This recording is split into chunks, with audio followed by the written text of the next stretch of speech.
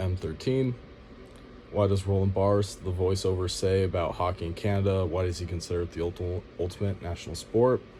Hockey is the fastest foot sport, and the sport also kind of transforms everything to the very opposite. The whole nation takes part with crowds, press, radio, and the nation kind of looks at itself entirely as a sport, and it springs from kind of the very substance of the country.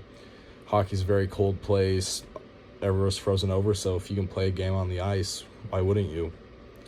And then the hockey also man is kind of fashioned in a mobile like winter, where when they don't have anything to do, and it's pretty much a very rigorous and passionate sport. Independence on the game completely goes with the climate of the place, and kind of extra things have to also be added due to the frozen climate. And then how does the narrator say combat is represented in hockey, sport, and life? Hockey equals an offensive game. Joy of attacking other people kind of justifies the risk. It's got a vigorous nature. Hockey lives under permanent state of anarchy. It's just fast and violent pretty much. Often passes beyond rules into the absurd, the sporting scandals they've had, and when players are breaking the thin barrier between pretty much combat sports and normal sports. And then the sport can return to the dark world of aggression, like pretty much where does sport separate combat, and then from there, where does that turn into riot? And then describe the origins of hockey, what games were its precursors. One of the games was called Shiny. It was played with sticks. Ancient Greece played a ball and stick game as well. There's band, hurley, shinty, all ball game and stick games. Dutch ice gold used thin metal blades to make the first skates. Hurley on ice in Britain and Ireland. Lacrosse played by natives in Nova Scotia. All pretty much go into the origins of hockey. And how did the development of low-cost equipment popularize hockey in Canada? More people can get more equipment, more people play. Who is James Creighton? He's the technical father of hockey. He grew up and played pond hockey, and then he recruited some of his rugby teammates, which he also played. And they kind of ruled out the rules of hockey in Montreal in 1875. They organized the first indoor hockey match that day, and he went to the Victoria skating rink, and he booked it for just a few hours, and they kind of organized the first match and played.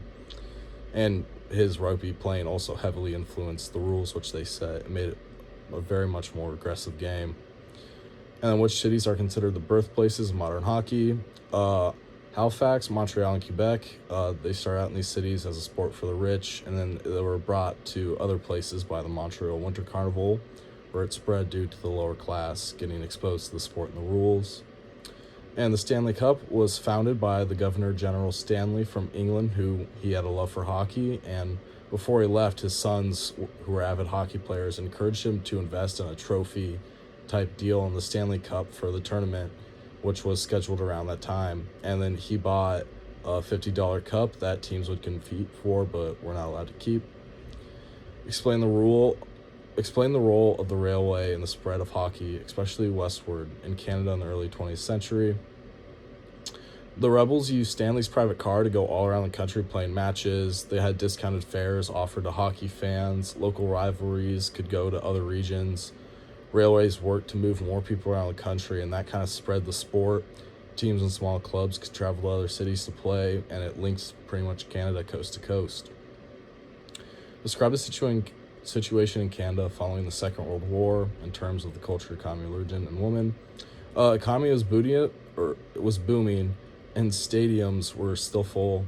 The Catholic religion was very dominant at the time, and then women were homemakers and men were the breadwinners and would go out and make the money. And then what was hockey like in Canada in the 40s and 50s? It didn't get very popular. It kind of lost its edge. These were known as the Dark Ages. Who is Maurice Richard? What did he represent? Describe the legend around him. He was a hockey player on the Montreal Canadiens. He was nicknamed the Rocket. He was a working class Frenchman, and he was so popular because he really represented the working class. He was kind on and off the ice and was just apparently insanely fast. And then they were said about him that the son of the working class is almost a god. And then he rose up from the trenches and showed Canada that they could really be proud of themselves. And then what happened on the night of March 17th, 1955? Maurice Richard, excuse me, is the pride and hope of the Francophones, and is still thought that he was doing, and thought that he would bring the Stanley Cup to Montreal. And that night, Richard goes out for Hal LaCoy, who hit him over the head with a stick. And Richard kind of lashed out and caused a riot. And Campbell, the head of the NHL at that time, was getting tomatoes thrown at him. And then he suspends Richard from hockey for the rest of the season. And with all that happening that night and the riot that happened in the Forum at Montreal, then turned violent after the police got involved. The riot was in the support of Richard, and 12 officers and 25 civilians were injured. 100 people were arrested. How do many consider the Richard riots to be a catalyst for the Quiet Revolution? His suspension occurred around the same time as a lot of violent strikes by workers, and the strikers didn't win. And their heroes also being punished by an English-speaking boss, and the population kind of revolted because he had been heavily punished, and they were also going through the same thing at the same time. And that is M13.